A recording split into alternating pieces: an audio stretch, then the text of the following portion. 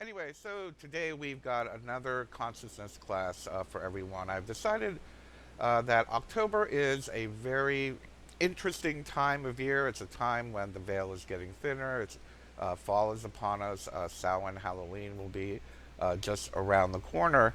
And I've got so much information that I want to share with you that I'd like to just go ahead and do some consciousness classes this month. So today we are going to be, I'll be sharing with you a part of my Meet Your Spirit Guides workshop. This is a part of a more extended course. It's about a 3 or 4 hour course, but this is the part where you will learn how to connect and align with your higher self. I'll go more into what the higher self is, and I hope some of you have some experience with connecting with your higher self, or even may know what it is, have conversation with your higher self. But before we get started with today's show, today's class, I would like to welcome Treva Lynn Knott is joining me live from Winnipeg, Manitoba. Hi, Treva. How are you today? Hello, hello. I am doing well. How about you? I'm doing very good today. It's nice. This week is a little slower than last week, Mm-hmm. but how are things in Winnipeg? Um, Interesting.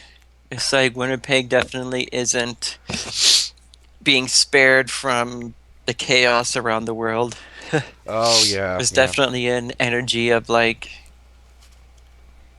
uh g- grief in the air. It's like Winnipeggers are going nuts as well. So, Well, I'm sorry our U.S. chaos is spilling over the border. But oh, it's anyway, not U.S. chaos. It's oh, just global. normal. Yeah, it's just everything that's going on at the same time. It's Yeah, like, there is hmm quite a bit going on, that's for sure. So I just want to let everybody know that Treva will be on our chat on Revolution Radio, as well as the keeping an eye on the comments that you post on Facebook on my webpage if you are watching this on Facebook. So we've only got about 50 minutes, so let me go ahead and jump in and tell you a bit about today's class. Today we're calling it How to Align with Your Higher Self. And for those of you that may or may not know about the higher self, I see, for me, I utilize the higher self as my antenna to connect with transdimensional entities, the Akashic records. For me, I see it as the extension of our consciousness, but the extension of our consciousness in such a way that we are able to tap into infinite wisdom, universal consciousness, as well as, like I said, Akashic records and or spirit guides. But today we're just going to talk a bit about the characteristics of your higher self, what it is, and how to tap into it.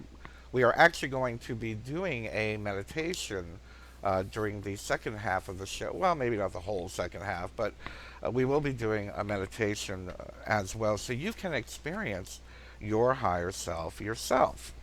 Your higher self yourself. That sounded repetitive. Anyway, so let's go ahead and get started. So, what is your higher self? The higher self is not something that is separate from you. It is not something that you need to call into your being, because it is always a part of you. Your higher self is always with you. Your higher self is your true self. It is the part of you that isn't tainted by your quote unquote your story or your ego. It is the wise aspect of yourself. It's your a part of your authentic self. It has the power to transcend illusion. It can protect you. It can heal you. It can give you answers that will help you on your journey. When we say it can transcend beyond the illusion, we're talking in the sense that the illusion of the ego. The ego creates the story of what's going on in the world. The ego makes you believe that what you're seeing, what you're feeling, what you're touching is real.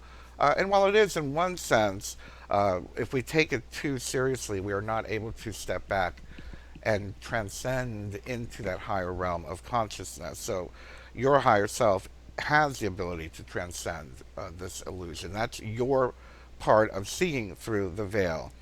As well, we can utilize the higher self in personal healing, whether it be physical healing, emotional healing, spiritual healing, or mental healing. And you can actually tap into your higher self and channel your higher self for uh, wisdom, for clarity, to give you knowledge that might not be accessible to you in your day to day waking consciousness. So, if you want to recognize the powers of your higher self, we need to relearn our birth given powers. We have to begin to understand and identify and listen to subtle answers. For example, our intuition. When our intuition is nudging us, we have a tendency to ignore our intuition, whereas that might be your higher self or your spirit guides nudging you in a particular direction. But again, if we're going to tap into our higher self,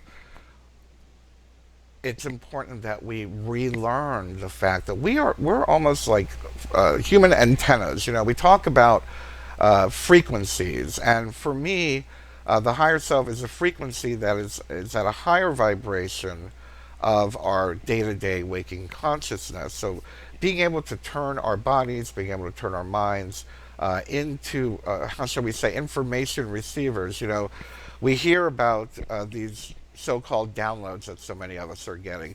We're getting like these downloads of information, whether it's coming from source, whether it's coming from our higher self.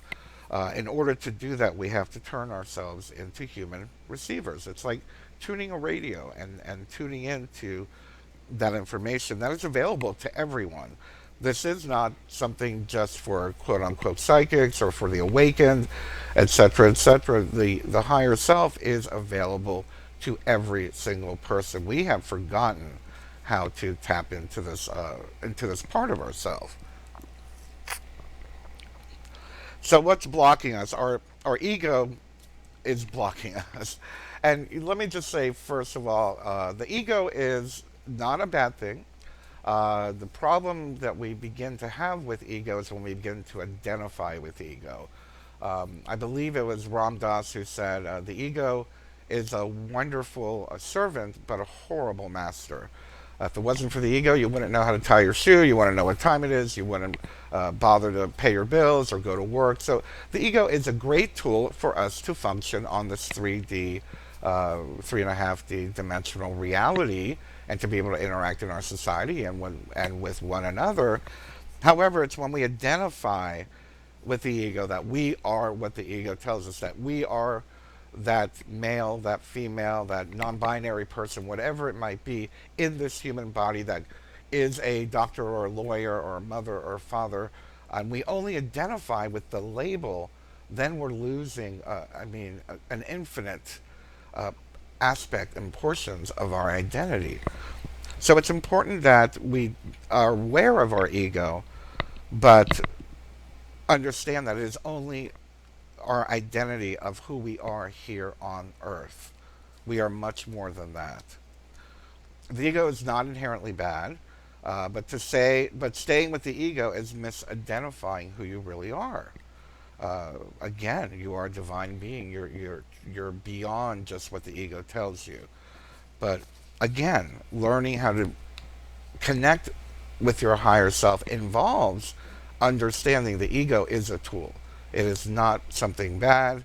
It is not something that we need to resist. It's something that we just need to have a different perspective of. So your higher self is an ego, so to speak, but it's your spiritual ego. It is knowing your true self as the person behind the earthly mask, behind the illusion, behind the story that you are, the story of your life. And I use this term a lot because we all have a story. What do you do when someone asks you, tell me about yourself? Do you not have this automatic reaction of the story of who you are, of where you were born, how you were raised, what you do for a living, what you've been through? And even throughout our day, we have that story that we keep using as a reference point, sometimes for the good and sometimes for the bad. But To know that we are more than that, to know that we are a greater infinite being that's connected with all beings, all consciousness, is where the spiritual ego comes in. It's where the higher self resides. So, how connected you are with your higher self depends on your intuition receptor. And again, kind of what I was just saying about being a radio tuning in to the frequency of the higher self, it all depends on your intuition receptor. Do you meditate? Are you able to calm your thoughts? Do you eat healthy? Are you struggling with some kind of illness that needs to be healed? Are you living in a volatile situation? All of these things affect the way that you're receiving information.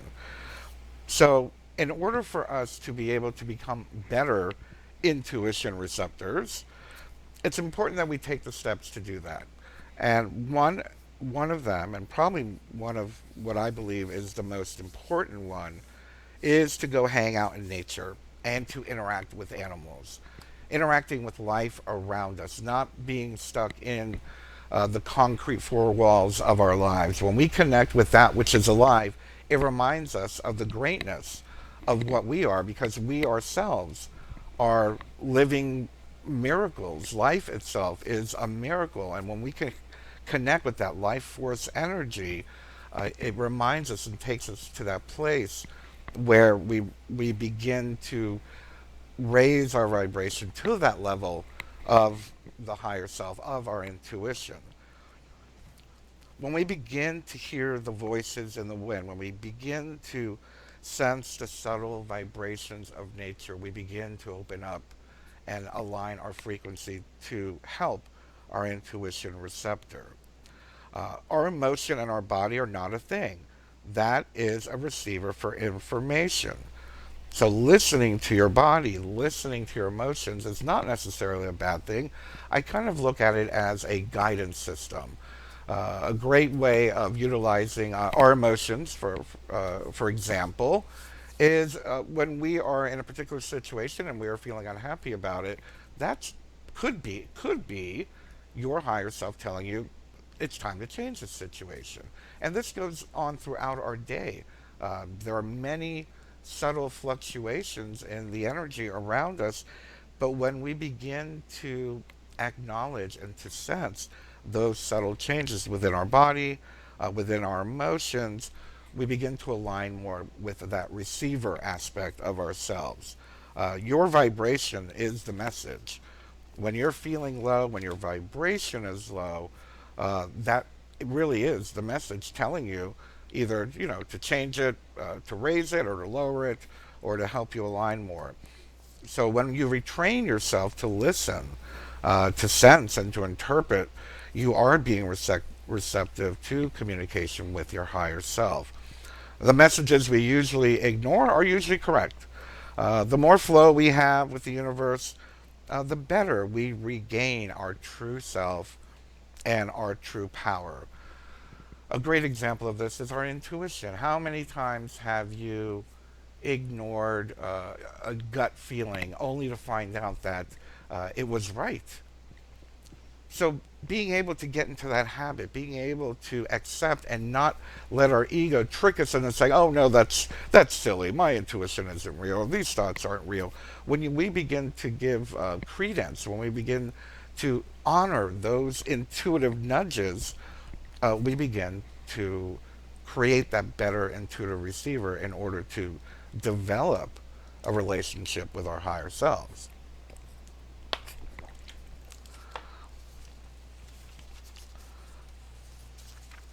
So, let's move on a little bit, and we're going to talk a little bit now about the characteristics of the higher self. A lot of people don't quite understand, or it might be a little bit too abstract. And quite honestly, I have to say that the abstract is probably the correct way to understand the higher self. It's something that you need to feel, that you need to experience. Many times when we try to put these abstract or metaphysical experiences or concepts into physical, language, it kind of loses its true meaning. So I'll do my best to share through using linear logical language to share some of the characteristics about the higher self. So the higher self is still you. It is you in the ether. You could call it your astral self, your spiritual self. Your higher self is the real you. It's your total soul consciousness. It's the you that is living here on earth and understands that the you living here on earth is just a projection of the consciousness of your higher self. So let me repeat that again. Your higher self understands that the you living on earth is merely a projection of the consciousness of your higher self. Many metaphysicians, teachers, spiritual leaders, gurus, etc., talk about the observer, versus the participant. The higher self does participate, but does it from a sense where nothing is taken personally, in the sense that it knows that it is connected with greater things other than that one thought or that one identity. The higher self is the more complete you. It's the one that isn't being frustrated by the when the veil draws down between us when we incarnate. It's the part of us that causes. Wait, I'm sorry. It's a part of us that isn't being frustrated by the veil that draws down upon us when we incarnate, that causes us to forget where we came from.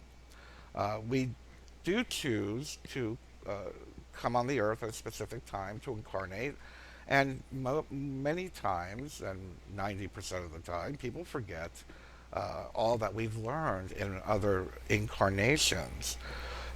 But your higher self is infinite, it continues to move with you. The higher self is the one in possession of your spiritual contract, that plan you made before you incarnated. Your higher self has your instruction manual and your life plan in their hot little hands, so to speak, or cold, or her or his. Um, it's tapped into the Akashic records. It's tapped into the Akashic record of your consciousness and experiences and lives and incarnations. We need to first understand that you are always connected to your higher self. But what we want to do is consciously reconnect with our higher self. If we can accomplish this, you will actually have access to your life plan.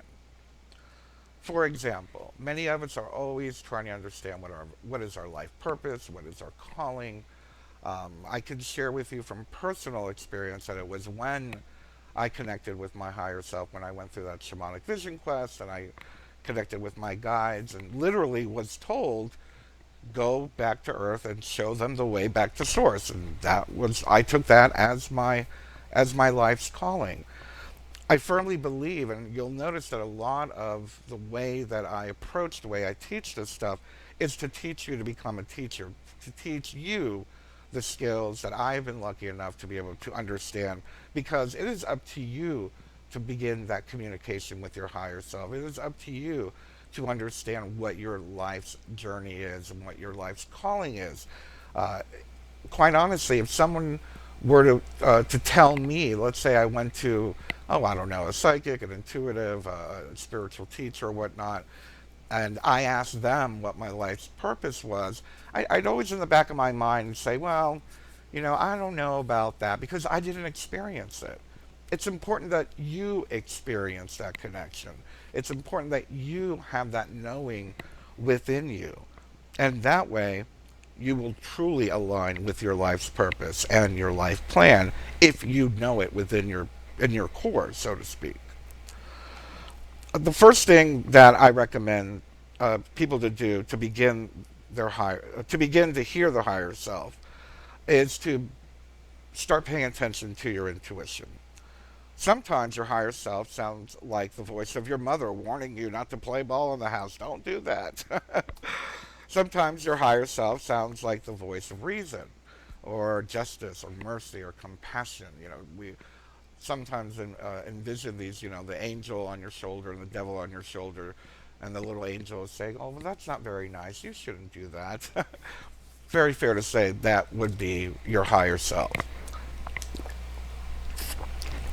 Your higher self understands compassion. Your higher self has empathy. Your higher self is the part of you that is connected with everyone, everything, and all life in the planet. It's the part of you that understands that we are one human family. It's the part of you that sees the bigger picture. On a more mundane level, your higher self may say, "Oh, he's hot. I want to marry him." Or if you're aware, you can probably discern the voice of your higher self versus the voice of your ego, which is usually fear based. Now, with that example that I just gave, you meet someone, it's like, "Oh my gosh, I want to marry this person." There is a difference between ego and body biology and what the higher self is telling you. So once we begin to develop that relationship, we can tell the difference. I mean, sometimes people are brought into our lives just for the lesson. Sometimes people are brought into our life to be with us for the rest of our lives. But our higher self is always in communication with us on some level, guiding us through this. So some people have the ability to listen to the higher self, but some people can't hear.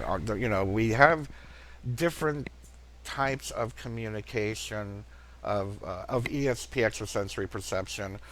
Some people are clairaudient, some people are clairvoyant, some see auras, some hear things, some feel things. I personally am a feeler. I can feel and sense the subtle energies changing either around me. I sense through my emotional body is a good way to say it. So if you're not into seeing, or if you're not into hearing your higher self, try seeing your higher self. One of the methods is to imagine yourself going into a garden, imagining a gazebo or a stone bench, and requesting that your higher self sit with you and talk to you. It's a very common method used by those of us who do this work. When you first do this, it's going to feel like you're imagining the whole thing. And actually, we are going to do something similar like that later. But as Joan of Arc once said, how else would God speak to me if not through my imagination? By the way, you can tell when you're speaking to your higher self instead of your own ego by the answers that it gives you.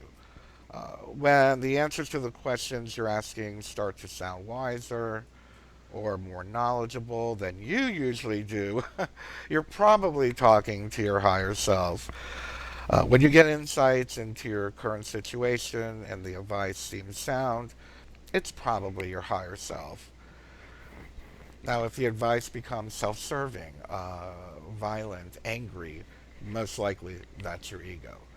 The higher self is very proactive, the ego is very reactive.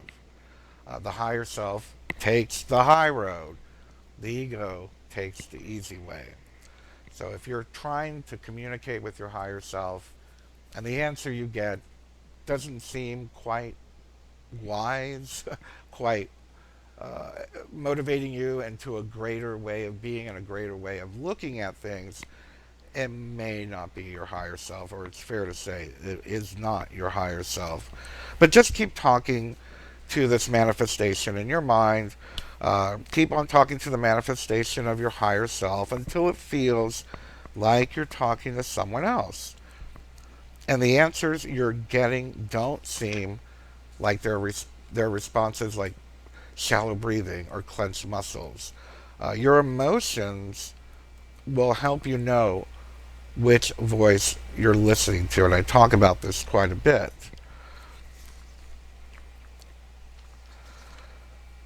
When we listen to our central nervous system is very sensitive, and by paying attention to the subtle changes in our body and our central nervous system, we can usually figure out where this energy is coming from. Your higher self responses should make you feel more expansive, not close you up. Your higher self answers should make you feel motivated, should make you feel inspired, but not make you nervous or anxious. So be aware of those things. Now, it's very, it's a little bit complicated because some people do have anxiety issues. Your higher self may tell you to go ahead and take that job and work for the United Nations to create world peace, if you've been offered something like that. You might be intimidated by thinking that you can or cannot do something so great. But don't forget the anxiety of doing something great is exactly that. It's just anxiety of change, of creating change. But again, be aware of how the higher self is responding to you. Overall, our higher self looks to find what is right, what is good in all people, and all the parts of the set of circumstances. It looks for something to be grateful for. Your higher self is always with you. It's simply a matter of being tuned in to it. With this connection, you will be guided to make the right choices in your life. So let's talk about some other ways to tell for sure whether it is your higher self. So the higher self has 6 easy to identify characteristics. And of course, the first one is what we just covered, calm and centered. Your higher self voice is calmer than your ego. It is the anti Chicken Little. It can calmly observe all the craziness of life and stay centered. The eye within the storm. Again, going back to the idea, the higher self is not the reactive part of you, it is the proactive. It can calmly watch the ego doing its drama thing and just patiently smile. Your higher self is calm and centered. One of the methods that I teach of finding your higher self or communicating with your higher self is the idea of going between the thoughts. And if you go and check out some of my videos, I do talk about it quite a bit. Actually, I believe I have one called Going Between the Thoughts. But it is beyond the chatter of the mind. It is a calm, quiet entity aspect of ourselves. So the higher self also sees with compassion. The higher self can easily imagine why other people might do weird and crazy stuff. Ego prefers judgment and self righteous high ground, whereas the higher self has empathy and can put us in someone else's shoes to help us to understand why some people do what they do. Again, knowing within your in your heart and in your full being that we are one human family. The higher self also has the ability of long-term focus. The ego looks for short-term gratification. The higher self looks at long-term. The ego's advice might be to deliver a verbal smackdown that feels righteously self-justified. The higher self knows there is a long term pain for you and the other person in that particular choice. Again, proactive versus reactive. The higher self strives for win win outcomes, win win solutions. The higher self knows that sustainable good outcomes from caring for others and taking care of yourself. Either or solutions are rarely good relationship tools. Everyone should see some form of win. Creativity and intuition, aspects of our higher self, can break through to traditional ego solutions and see a better path. I look at this as the inner diplomat. I believe that, the higher self is a bit of a diplomat. It will do everything it can to see where everyone is satisfied and nobody feels like they're losing or being oppressed or taken advantage of. The higher self also has strong boundaries. I love to say that there is nothing wimpy about being spiritual. The higher self can say no and mean it. Higher self sets boundaries calmly and clearly. There are times to be compassionate, wise, and immovable. Crisis, drama, whatever it might be. So know that, what's that? We put this meme out quite a bit. Uh, a pitcher we cannot pour from an empty cup. We have to make sure that we ourselves are filled as well. The higher self has a positive emotional texture. The higher self can see beauty and wonder in so many places. If you are feeling peaceful, joyful, grateful, compassionate, you're probably in your higher self. Watch your body. Again, listen to your body, sense your body. The ego tends to cause fight or flight. But in order for us to be able to tell the difference, it will take time and practice. We need to achieve a high state of consciousness. It's important for us to be able to move into a higher state of consciousness to allow the higher self to come down. So, we're going to be doing a meditation in just a moment.